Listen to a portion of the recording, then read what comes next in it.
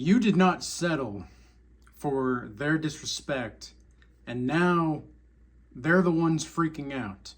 You see, they thought that you were the joke. You thought that you actually looking into things to see the way that the world works and really trying to digest just exactly what this life is really about and how we can actually move in this life. Whether you are actually trying to build yourself or let go of these bad addictions or habits or anything like that, all of a sudden these people start to treat you like a joke. Up until you start working on yourself so much, you get so far ahead, they're not even in the same league as you. They don't even know what it's like to be in your league. And all of a sudden, they're the ones that realize, oh, they're the clowns. They're the clowns. They wasted their potential. They wasted their time. They wasted their energy. They wasted their resources. For what? For what? And you decided to take the harder path. And you decided to take the path that is less traveled by because you understand that nature is not really kind to anybody when it comes to having to not just survive, but to thrive. If you want to thrive in this life, you've got to work so much harder than the next person. And it's not even about comparing your personality and what you're having to go for yourself and what you need to do with this person. But you do have to understand that even though comparison is the thief of joy, the world is a competition. And as long as we are here participating in the world, even though we are promised everlasting life by Yeshua, we have to recognize that not everything that we're going to be doing in this life is going to be fun. It's not going to be about fun all the time. I don't know where all of these men and women, like women I can understand like where they're wanting to have fun all the time. I know the song, Girls Just Want to Have Fun. I think that's actually a very true song because they just do. They just want to feel good. They just want to feel. They just want to feel. They just want to feel like they're having a good time. I get it. I understand.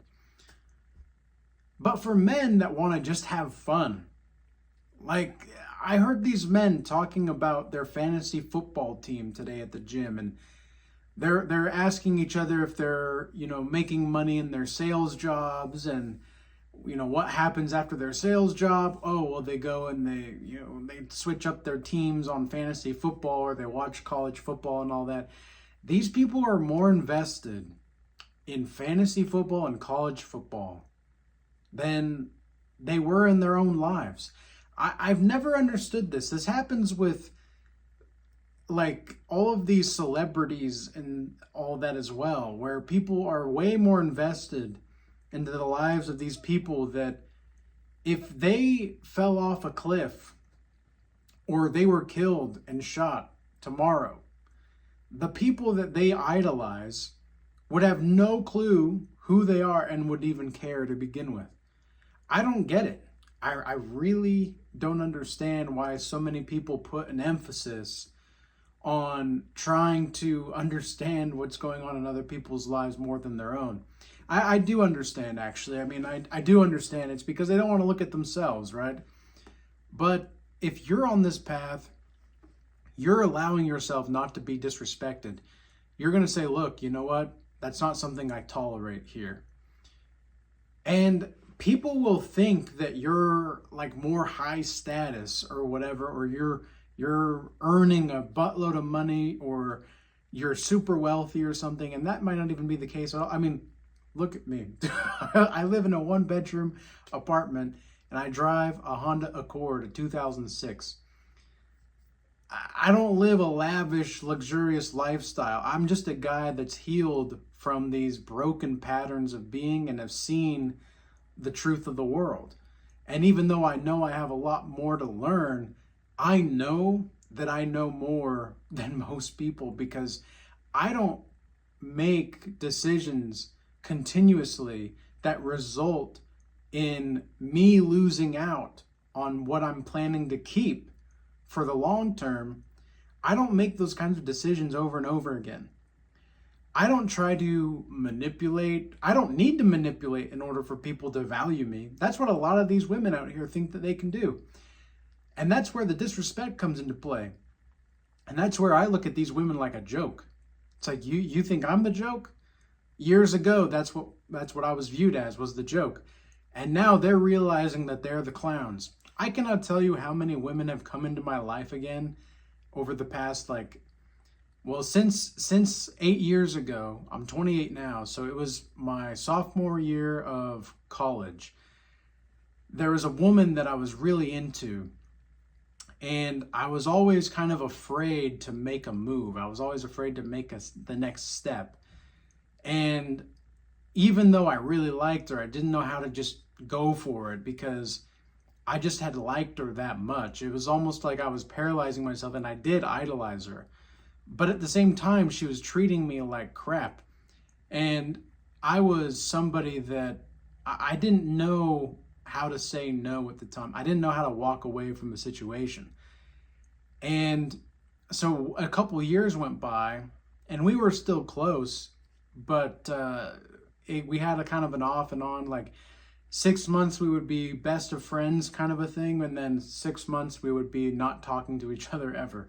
And it would go off and on like that for the next 2 years or so. And then finally, when I was about 23, I told her what I was really thinking and feeling, which was a mistake in the long run. But I'm actually glad I made that mistake, because it showed me just how troubling a man can really be and put himself in. Like, he can put himself into a terrible situation thinking that he's in love, and he's absolutely not. And fortunately, I was never like a super big beta, but I was still beta enough. Okay, I was beta enough. And so I made this decision to talk to her about what was going on, and I was thinking and feeling about. And man, oh man, did she just completely flip the script on me. She basically ripped my heart out. And that was like the first exposure to a Jezebel and a narcissist that I could say was a high level ranking narcissist or Jezebel. There was another woman when I was about 24, 25 that I met who showed me everything I need to learn about a woman. But here's the thing, I made those mistakes and I didn't make them again. I learned from those things. I learned from my experiences. I realized that they were treating me like a joke. Now, this next woman, like the one when I was 24, 25 years old, this woman, she had a full-fledged family. I didn't even know until about a month or two into talking to her. I had no clue. She had not mentioned it. She made it seem like she was single and ready to mingle. I mean, she was flirting with me. She was being fairly sexual and all that in our conversations. She wasn't afraid to talk about that kind of thing. She had a full-fledged family at home. I couldn't believe it. When I found out about it, I couldn't believe it. I was so, again, I felt like my heart was being ripped out, because I thought to myself, man, do these women, are they just treating me like a joke or whatever? Well, now in hindsight, after that experience, it was like everything was made clear when I was 24, 25. Everything about those other experiences with this woman was made clear. She just wanted to have fun, basically. She just wanted to have a fling. And I didn't want to have a fling. I was actually looking for something more. She was just treating me like I was just the sex appeal guy. I didn't even know that, because at the time I wouldn't even consider myself at that time, because I was nearly 200 pounds. I wouldn't have even considered myself at that point when I was 20, 22, 23. I wouldn't even consider myself to be a level of sex appeal, but that's what it was. She just wanted to take my energy. That was it. She just wanted to have fun with me and take my energy to feel wanted, and that was it. With this other woman, she wanted to, she just wanted to have a good time and maybe see me as somebody that could go into the mother or the father of her her other children. And at the time I was asking myself, like, why would a woman do this? Why would a woman have a family and do this kind of thing? I didn't understand, because I was in my head, I was thinking to myself, okay, well, why are these so many women out here treating men just like they want to have a good time, or they're nothing at all? Because that's what it seemed like to me. I was like, does any woman want a relationship? Does any woman want a family? You fast forward to now. I've seen both of these women out and about in the last year or so, and they were very surprised. They were very surprised, to say the least. When they saw me, their jaws, both of them, literally dropped to the floor. They couldn't believe the person that I've become. And I just looked at them and I kind of thought to myself, wow. Yeah, they didn't go the way that I thought they would. And they were very clearly aging like milk. And I'm not saying this to be rude or anything. It's just they were making terrible decisions. I mean, they were smoking, drinking. I mean, based off of their behavior, they were probably just screwing other guys all the time. And it was almost like when I was 25, I just had this complete clarity and this complete switch of understanding the way that women really operate. Because I knew, but I didn't know that I knew. And I then started to act accordingly ever since. And this happens not just with women, right? This doesn't happen just with women. This happens in any kind of situation, in business, at the workplace. I cannot tell you how many times I have been mistreated in the workplace in the past, in these corporate jobs. And they now see me, and I'm not even where I want to be, but I have the inner contentment that I need to live a life that is going to be in accordance to God's law, statutes, and commandments. I'm living fruitfully with Yahuwah, and it is a blissful, beautiful, challenging, very challenging experience. But overall, you have to feel the good to understand the bad, and you have to feel the bad to understand the good. And it's about taking both sides of the coin, because it's not even bad necessarily. It's just good and pain. But you have to let the pain motivate you. Okay, you've got to let the pain really dig into your soul and allow you to move appropriately and accordingly, because otherwise that pain is going to eat you up so much inside that you're not going to be able to move the way that you need to in this life. So let the pain drive you. Let all that heartache, man, I've turned cold-blooded now.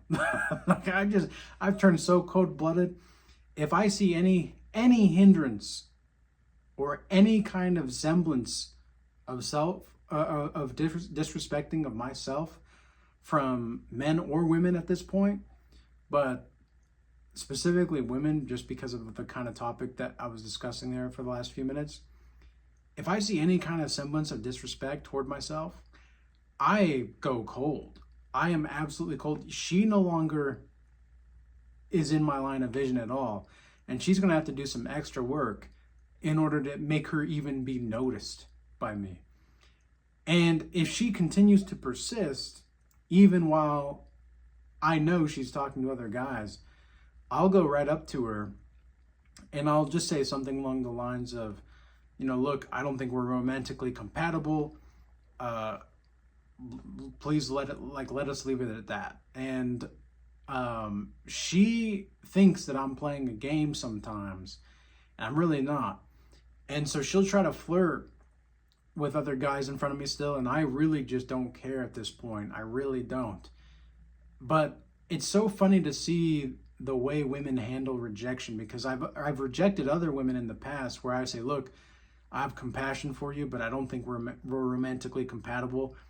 I am not compatible with women that talk to multiple men at one time. They think, again, that I'm joking. They think that I'm joking. They think that it's a game. This ain't a game. What are you talking about? This is not a game.